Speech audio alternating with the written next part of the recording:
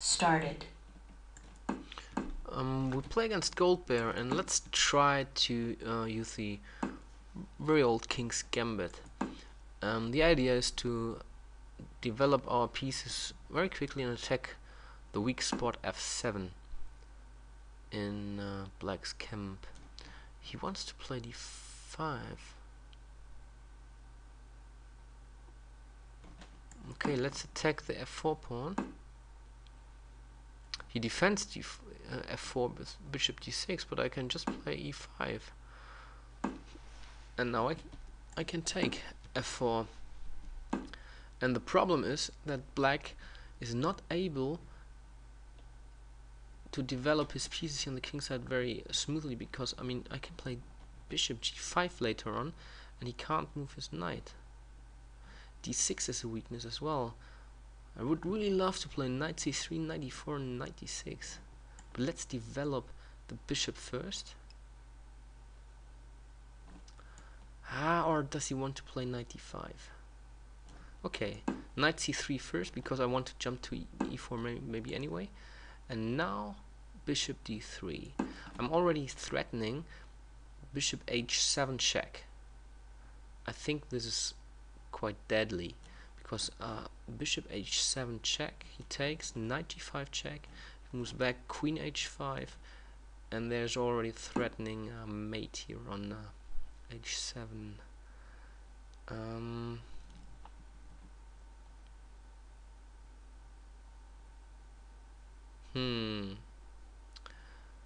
Do I really want to provoke him to play f6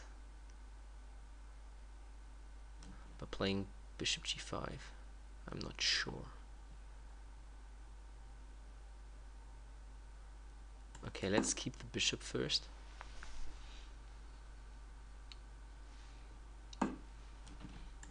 And then I castle. And then knight e4. As said, I really dream about playing knight e6. This would block the whole position here on the queen side. Bishop f5 would also be nice. Okay, let's play knight g5. I can use the other knight on e4 as well, and bishop f5 is possible. And I threaten knight h5, queen h5, and then I provoke him to play h6. Yeah, this is nice, because all the squares are very weak now. I can already play knight to f7. Is it a problem? No. Yeah, let's do this. And you can see that I can quickly develop my pieces. Bishop g6. He can play rook f1 with check now.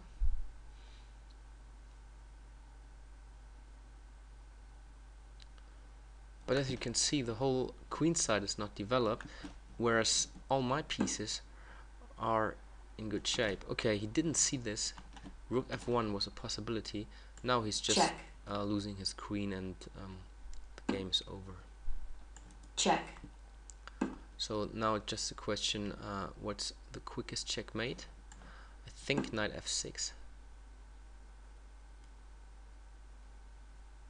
And I have 30 seconds left. That should be enough. Here, look at this. Okay. Check. Knight f6. All these pieces are just staying on the position of the beginning of the game. So the whole problem of Black's setup was that he moved his queen quite a lot of time, and he didn't develop his pieces on the queen side.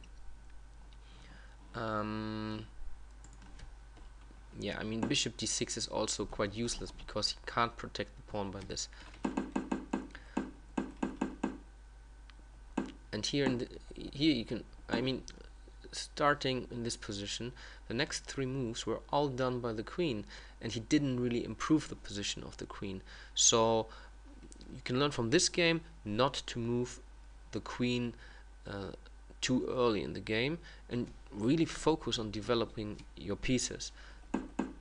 Here queen e6 again, he's just helping me to improve the position of my pieces. So the knight is very good on g5. He takes f7 and h7.